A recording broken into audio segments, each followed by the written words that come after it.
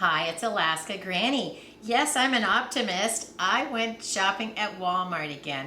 I have continued to have challenges shopping at Walmart, but I'm happy to report this time went not 100%, but it went better. I went online, there's nothing like shopping in your pajamas late at night, to see what could I order at Walmart for my prepper pantry that cost less than $1. So that's what I put in the search box.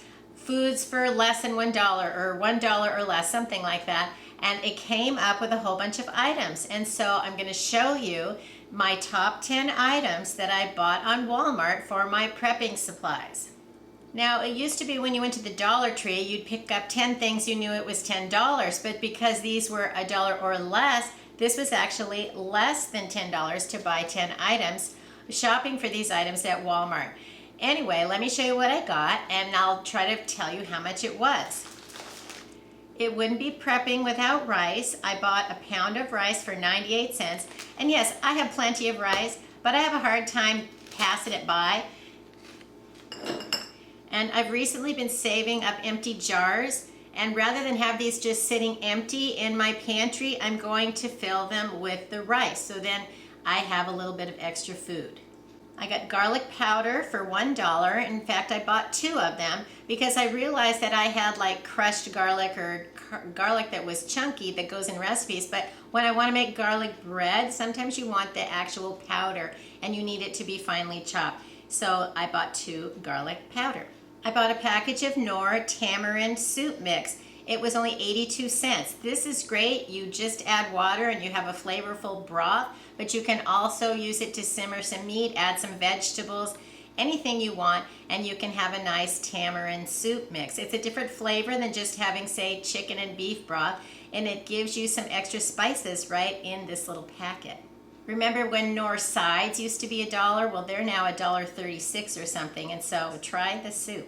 I bought a can of pork and beans for 94 cents, and these are great. You can doctor them up, add all kinds of different spices and sauces in it, bake them, stir them into a skillet over a campfire, and you can really change up the flavor. So my experience my whole life has been you just buy the cheapest pork and beans, and then you doctor them up and make them taste delicious.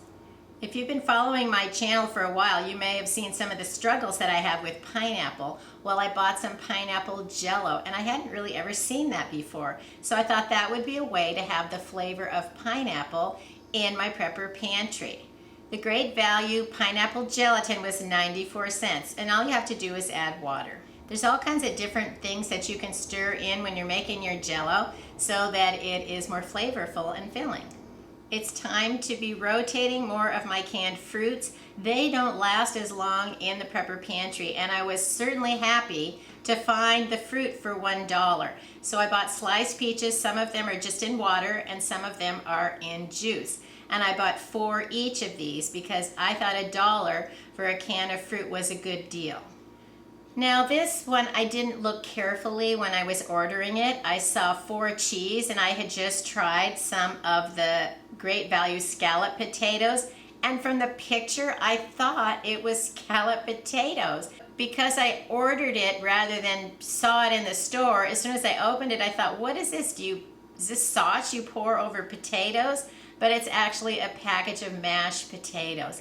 The picture sure makes it look like scallop potatoes, so sometimes we have to read the whole thing. It says 4 cheese complete potatoes, but it doesn't say mashed potatoes, and it looked sliced. So maybe you've had that kind of an issue when you're shopping online. We don't always get what we want. So the mashed potatoes were 94 cents. I ordered a can of cream of mushroom soup. It was only 58 cents. I also ordered a can of cream of chicken soup, but that was out of stock.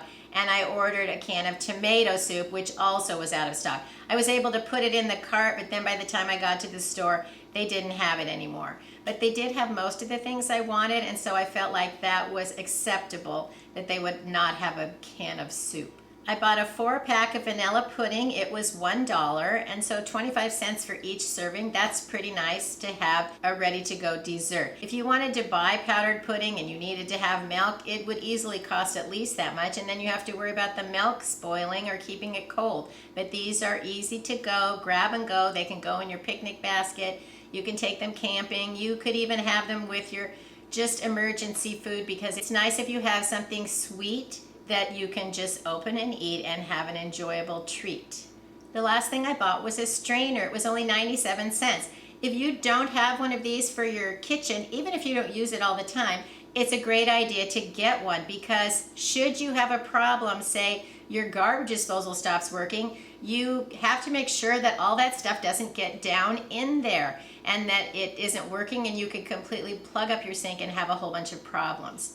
If you wanted to wash your dishes by hand because for some reason maybe the power was out or your dishwasher was broken, you need to be able to plug up the sink so that you have a nice deep sink that you can wash your dishes by hand if you need to. What if you want to wash off all of the things you got from your garden? You want to make sure that any little stones and extra dirt and leafy junk aren't going down into your drain. You don't want your drain to get plugged up with miscellaneous stuff, and so having a strainer that keeps some of the dirt and debris out of your kitchen sink drain can really be helpful. At 97 cents, to me, that's a must-have prepping supply.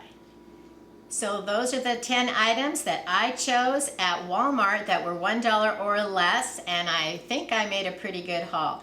Let us know in the comments, what items are you finding that are still affordable, that are long-lasting, and are great to have for variety in your prepper pantry stockpile. If you enjoyed my video, I hope you'll share it with someone else you think might like it. Please subscribe to the Alaska Granny channel.